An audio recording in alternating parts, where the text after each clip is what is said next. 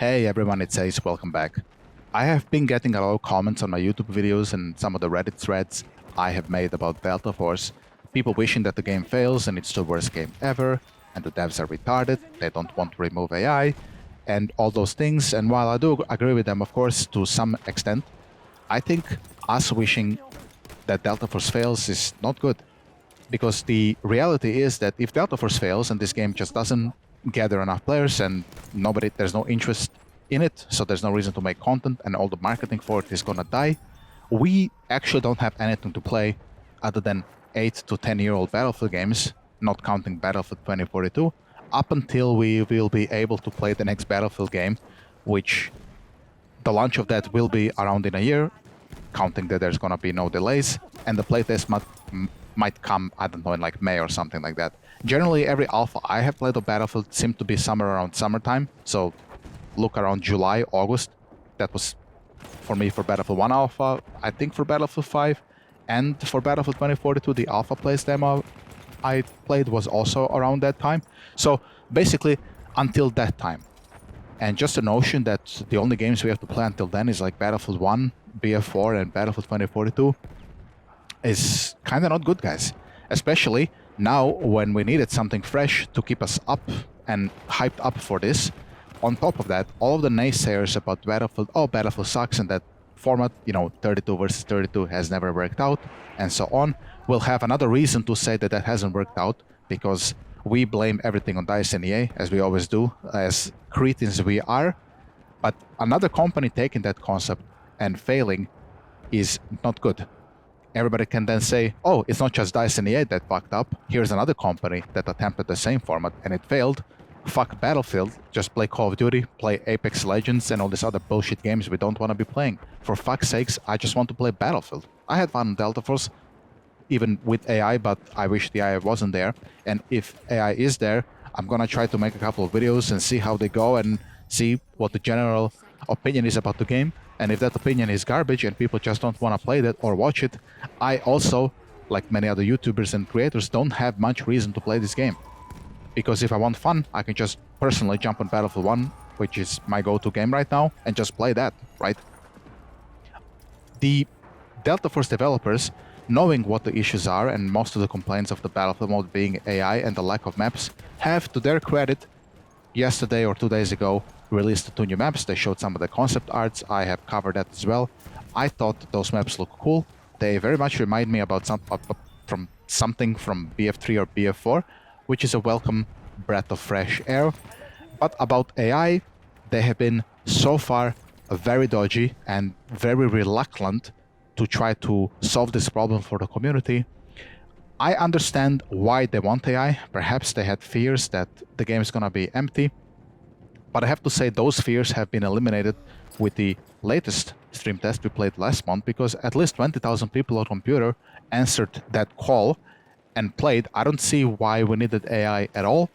On top of that, I have done some digging around the Chinese Discord for Delta Force, and I have found out that the AI there, or at least there was some explanation for it, has been scaling off of your rank in ranked. And if you're not playing ranked in Delta Force, then they're scaling off of your kill death ratio in quick match. So get this, if you're lieutenant and above in ranked, the AI is also gonna be quotation mark lieutenant and above. What that means is that they're gonna be pre-firing you more often, they're gonna be flick shotting you and aimbotting you through walls and wall hacking you and spam spotting you and so on. If you're in a vehicle, they're just gonna be hunting you, for example, with javelins and all the other broken bullshit from Delta Force until you die or they die. The problem is they have infinite ammo, according to the Chinese people, so they can just spam you forever. So, if you're a casual helicopter enjoyer or tank enjoyer, it's not going to be pretty to play, guys. And if you cannot really enjoy vehicles in a Battlefield mode, in a game that's copying Battlefield 2042, then I don't see much reason to play that over Battlefield 2042, even if I think that Battlefield 2042 vehicles feel a little bit more unfun to me personally. Physically, they're better. They don't get stuck on everything. My god, in Delta Force, I got stuck on a tire, on a little sandbag, and your tank just cannot move. So at least they solved that problem. And Delta Force, instead of fixing problems, they're adding problems, like Sundance. Now they're adding an operator from Battlefield 2042, which is extremely oppressive for vehicles, and Delta Force vehicles, as we've determined, are not very strong, and they're very, very squishy, and they're very buggy on top of that.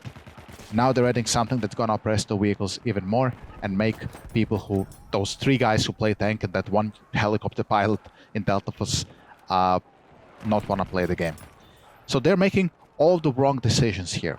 I will give it to Battelfield 2042, at least when the game came out and they got their shit pushed in from the community about how horrible the game is, at least they started fixing things. I can attest to some of those things. They have fixed the camera shake bug in tank. If you're playing gunner in tank back then, your camera would just shake uncontrollably, like it's a 9 by Richter scale earthquake non-stop. You physically got epilepsy from playing that game. And to their credit, they have also fixed the input lag in the tank. That credit can go to my friend, he reported that bug. So they have been steadily fixing those things in that period that that game was alive. And Delta Force, I remember I played this game with my friend and my girlfriend kept telling me, oh honey, you really need to give feedback to Delta Force because they're really listening, they seem to be so eager. So me, a fool, said, okay, I'm gonna write a feedback. And I wrote another extensive list of feedback. I have provided my credentials to show that I'm a vehicle player from Battlefield that has played competitively and that maybe I have some understanding of how those vehicles should operate, but of course without any bias. I'm not for unbalanced, broken-ass vehicles, and none of those things have been answered because, as we know, they have just uploaded the same playtest as we had in July last month that we played. So that was horrible. My hope in them was shaking right there. But I still today wouldn't want them to fail, and I really hope they pull it through and listen to people and just make the correct decisions here and bring us this experience. They should switch their mindset because maybe they're thinking Delta Force is gonna be some game that runs for like 5 years, while in reality all of us are just gonna be playing it until the next Battlefield comes out, and then all of us are just gonna quit, or most of us anyway, right? And maybe they're just not ready for that and are trying to somehow add all this bloat into Delta Force now, so maybe we think we shouldn't quit because, oh, there's so much to do, right guys? And that's just the wrong way to do it. I think Delta Force developers really need to understand why people coming back to Battlefield 1, Battlefield 4 and all these other games from 10 years ago. If you take Battlefield 1, for example, which I'm playing now, the reason I come back to it is because I really enjoy the gunplay. I think the time to kill is really perfect for enjoyment.